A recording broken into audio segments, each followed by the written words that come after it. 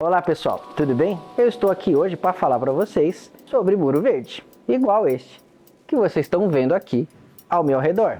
E por que eu vim falar para vocês desse assunto? É porque ultimamente as casas, os apartamentos e até os escritórios têm usado essa solução com bastante frequência. E vamos combinar? Fica muito bonito e agradável ter a natureza perto da gente. Mas não é só porque é bonito e porque é agradável que nós estamos usando tanto essa solução. É também porque nas últimas décadas essa discussão sobre a sustentabilidade ganhou muito peso na nossa sociedade. Então, além de tornar os espaços agradáveis e bonitos, nós colocamos a natureza mais perto também como uma forma de nós conseguirmos equilibrar os efeitos que nós causamos no nosso próprio planeta. O uso do muro verde veio principalmente no meio dessa discussão sobre aquecimento global, desmatamento, sobre os impactos da ação humana no planeta. Quem não assistiu aquele documentário do David Attenborough, Nosso Planeta, que mostra aquelas imagens fantásticas da natureza, os bichos lutando pela própria sobrevivência, o impacto que nós causamos na vida deles? Pois é, todos nós ficamos maravilhados e ao mesmo tempo horrorizados com as imagens da natureza e também com o impacto que as nossas ações causaram nele. Desta forma, a gente vem usando a natureza dentro dos edifícios e das casas, não só pela beleza, mas também para poder recuperar um pouco da culpa que nós construímos ao longo destas últimas décadas. Bem, eu posso dizer para vocês que o muro verde é muito bonito e agradável, mas ele é muito mais do que isso, né? Ele proporciona relaxamento, contemplação, permite que várias espécies vivam num ecossistema fechado dentro dele e, é lógico, diminuir a nossa culpa no cartório da natureza. Por isso, os projetos de paisagismo ganharam muita importância nos dias de hoje. Até surgiu um novo conceito de arquitetura que se chama arquitetura biofílica, e ela busca levar a natureza dentro e ao redor da construção dos edifícios. Nós vamos aqui agora para vocês detalhar quais são as soluções que existem para dentro e para fora das construções. Vamos mostrar vantagens e desvantagens e quais são mais adequados para um lugar e quais são mais adequados para outro. Fica esperto aí que eu vou mostrar a lista inteira para vocês.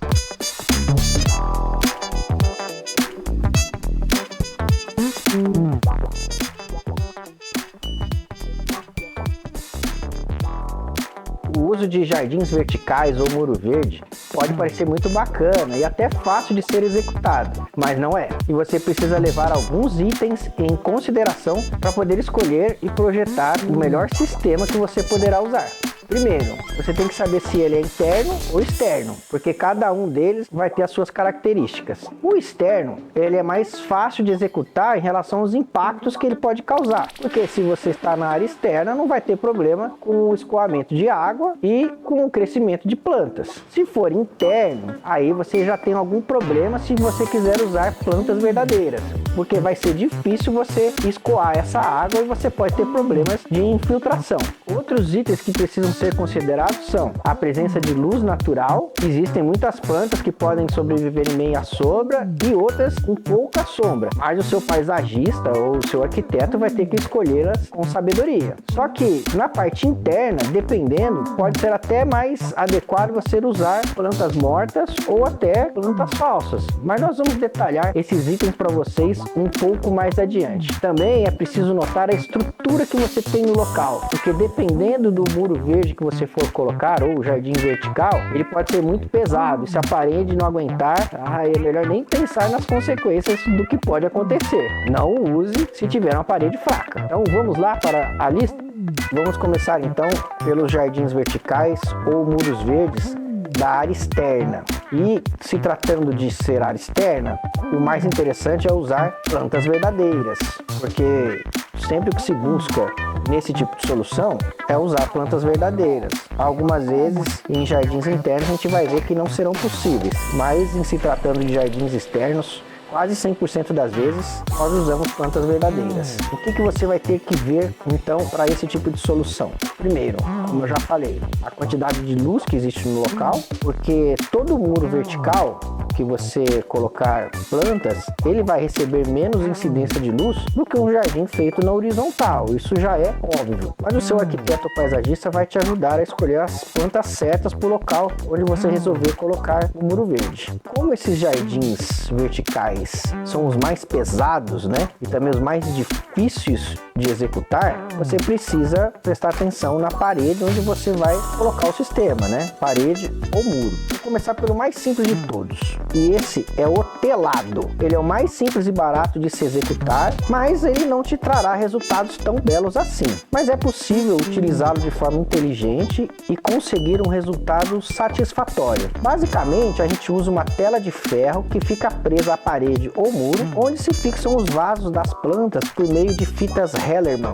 Eu chamo de fita jacaré. Eu não sei como você chama, mas geralmente este sistema não recebe irrigação por meio de mangueiras e gotejadores, o que implica em uma dificuldade do paisagismo se manter viçoso e bonito. Também é mais difícil que o paisagismo consiga preencher toda a superfície com as plantas, deixando algumas partes dele à vista. Este sistema é o mais leve, mas mesmo assim precisa verificar se o muro ou parede tem estrutura para suportar o peso das telas e das plantas, e se é necessário preparar a superfície antes com algum material impermeabilizante. O próximo é o de manta. Ele consiste em um tecido de bedim com várias bolsas onde são colocadas as plantas. Ele também é preso ao muro ou à parede. Ele é menos rústico do que a primeira opção, mas também apresenta dificuldade em colocar um sistema de irrigação. Ele é mais pesado do que a primeira opção, mas mesmo assim ainda é leve em relação às duas próximas que eu vou apresentar para vocês. É possível conseguir preencher toda a superfície com as plantas, desde que seja bem irrigado. E é necessário verificar também a estrutura novamente e executar uma impermeabilização da superfície antes de você colocar essa manta. Agora vamos falar do bloco estrutural de cerâmica ou de concreto. Estes dois sistemas já são extremamente pesados, mas muito duradouros, e eles já vêm prontos para permitirem a passagem de sistemas de irrigação. Este sistema é assentado em uma parede ou muro existente e necessita de fundação previamente executada. Além disso, depois de assentado, é necessário fazer a impermeabilização onde as plantas serão colocadas. É um sistema bem mais caro, bem mais demorado e bem mais difícil de executar, mas proporciona resultados muito bons por causa dos coxos livres para plantio e principalmente por causa da irrigação automatizada, que é o segredo de todo jardim bonito. Agora eu vou apresentar o último sistema externo, que é o de módulos de plástico, e a minha escolha pessoal como o melhor sistema para ser usado para se fazer muro verde, porque ele é muito mais leve do que o sistema que usa blocos estruturais, tem um preço intermediário e é muito rápido de se instalar. E ele já vem com as mangueiras, com os gotejadores, com os vasos, com as mantas de bedim, com tudo integrado. Além de tudo isso, o conjunto é muito bem projetado porque qualquer leigo consegue montar. Os módulos são encaixados uns nos outros como se fosse um grande Lego. Só é preciso que a estrutura da parede ou muro suporte a sua fixação. Além disso, e isso vale também para os sistemas de blocos estruturais, você precisa ter um ponto de água e a possibilidade de drenar a água que vai no sistema de irrigação pelo solo. Então, é bom pensar que sempre debaixo desses sistemas você não pode ter piso, você tem que ter um solo para poder drenar essa água, ou pelo menos uma calha onde essa água possa ser escoada. Este sistema permite em pouco tempo ter um jardim todo fechado sem deixar nenhum pedaço da superfície aparecer e proporciona resultados fantásticos, além de permitir intercambiar plantas com facilidade mesmo depois de pronto.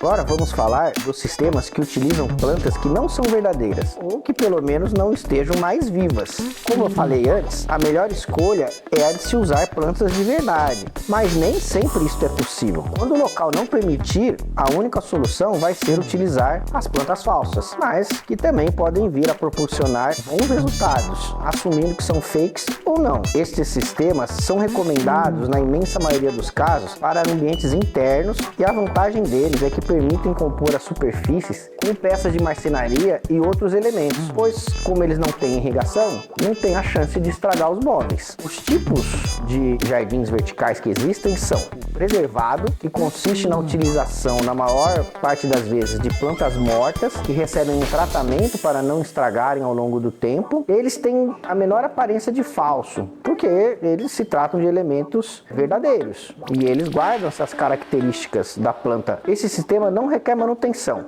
apenas limpeza. O outro sistema que a gente tem é do musgo moss. Ele também é do tipo preservado, mas apresenta um nicho somente dele no mercado, por isso que a gente separou. Ele também tem menos aparência de falso, por se tratar de um elemento que guarda as características verdadeiras da planta. Esse sistema também não requer manutenção e apenas limpeza. E nós temos o último, que é o artificial. Este é todo fabricado em plástico e pode ser comprado em rolos, pedaços ou peças. Depende do tipo de jardim que vai fazer. A beleza desse tipo de solução depende do material que você comprar, pois existem peças incríveis, como também algumas horrorosas que parecem mais plástico do que qualquer outra coisa. Este sistema também não requer manutenção e apenas limpeza. Todos esses sistemas que eu citei, que não são de plantas verdadeiras, eles não têm muito peso e não requerem uma estrutura robusta para serem adicionados à superfície. Essa é uma outra vantagem deles. Afinal, a gente já não está usando planta verdadeira, então tem que ter alguma vantagem pelo menos, né? Depois de passar todas estas explicações, preciso te dizer que a melhor escolha de todas é a que você